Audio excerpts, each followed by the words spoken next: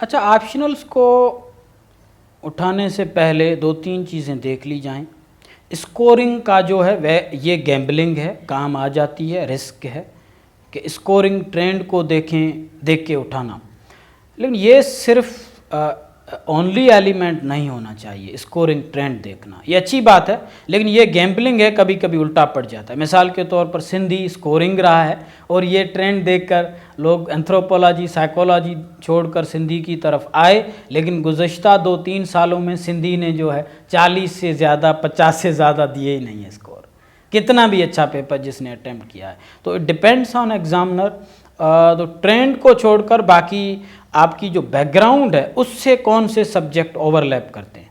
मिसाल के तौर पर क्रिमिनोलॉजी मेरा बैकग्राउंड है, तो इसमें मुझे क्रिमिनोलॉजी ओवरलैपिंग सब्जेक्ट उसका अपना ही है। जेंडर स्टडीज़ ओवरलैपिंग है, international law could be overlapping, तो इस सोशोलॉजी कुड बी ओवरलैपिंग। तो ये जो 4-5 सब्जेक्ट्स हैं ऑप्शनल, ये आपके जो डिग्री है जिसमें उससे किस तरह से ओवरलैप करते हैं, एक ये तरीका। दूसरा, एक इंट्यूशन भी होती है। कुछ लोग होते हैं, जिस तरह से मैंने फ़िलासफ़ी पढ़ी हुई थी बैचलर में, किताबें उनकी, तो मुझे लगता था कि पॉलिटिकल साइंस मेरे लिए आसान हो जाएगा। एक इंट्यूशन और एक जो ख़ुद बंदे का अपना जो एक क्या कहें, उसकी पर्सनालिटी में कुछ ऐसी चीज़ें होती हैं जो उस सब्जेक्ट से ओवरलैप करती है। ये नेचुरल है, आ जाता है कि आपको लगता है कि you could perform well in Sindhi, you could perform well in gender studies, कि आपकी अप्रोच उस तरह की है। तो कुछ लोग जेंडर को मानते ही नहीं हैं और यही पेपर में लिख के आते हैं। जेंडर स्टेरियोटाइप्स और टैबूज़ जो सोसाइटी में प्रिवेल करते हैं वही तैयारी करके वही छाप के आते हैं। तो you can not expect an inspiring score from the examiner by doing so. तो ये चीज़ है कि ओवरलैपिंग सब्जेक्ट लें और स्कोरिंग ट्रेंड को थोड़ा बहुत नज़र में दे रखें, लेकिन उसको डोमिनेट मत होने दें।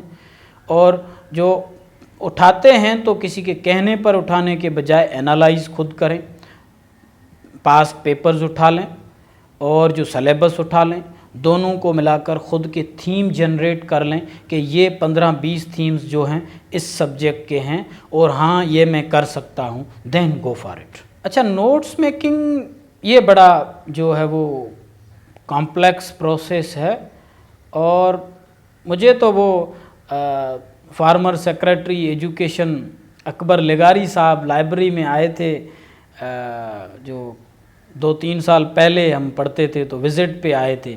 वो कचहरी के दौरान मैंने पूछा कि सर नोट्स किस तरह से बनाए जाएं सब्जेक्ट के, तो उन्होंने कहा कि नोट्स क्यों बनाने हैं आपने, आप कॉपी करेंगे। जिस तरह से वो कारतूस कहते हैं कि हमें वो कल्चर है कि पेपर देते हुए वो बनाए जाते हैं, तो उनकी बड़ी टेक्निक मुझे अच्छी लगी। वो कह रहे हैं कि नोट्स जो है वो कंप्रीहेंसिव जिस तरह से बनाए जाते हैं, बड़ा एक जो अक्यूमुलेशन हो जाती है पेजेस की, आपकी राइटिंग्स की, जो बंदा रिव्यू ही नहीं कर सकता, तो ऐसे नोट्स ना बनाए जाएं। इंतहाई क्रिस्प, ब्रीफ और जो मतलब आउटलाइन फॉर्मेट में नोट्स बनाए जाएं किसी भी सब्जेक्ट के। उसके मैं फिर वही चीज़ रिपीट करूंगा कि सलेबस, पास्ट पेपर्स, ये दोनों चीज़ें टैली करके इनसे थीम निकाले जाएं बड़े बड़े। उन थीम्स को पेज पर लिखकर और थीम्स के अकॉर्डिंगली रिसर्च की जाए, रिसर्च आर्टिकल्स पढ़े जाएं या किताबें पढ़ी जाएं, अंडरस्टैंडिंग डेवलप की जाए। उस अंडरस्टैंडिंग के बाद आउटलाइन बनाई जाए। नोट्स बनाते वक्त आउटलाइन फॉर्मेट में नोट्स बनाए जाएं, इंतहाई सिंपल, इंतहाई ब्रीफ। जितने ब्रीफ होंगे उतने नोट्स आसान होंगे। ऐसा मत करें जो नोट्स आप रिव्यू ही ना कर सकें। हाँ, नोट्स मेकिंग में ये कर सकते हैं कि आपने जो पास्ट पेपर्स हैं उनमें से और थीम्स को देखकर 10-15 सवाल बना लें, उनको आप कंप्रीहेंसिवली सॉल्व करके एक फ़ाइल में बंद कर दें। तो वो जो शार्ट नोट्स आपने आउटलाइन फॉर्मेट में बनाए हैं वो, और जो क्वेश्चंस आपने कंप्रीहेंसिवली हल करके रखे हैं, they both could serve as notes for you.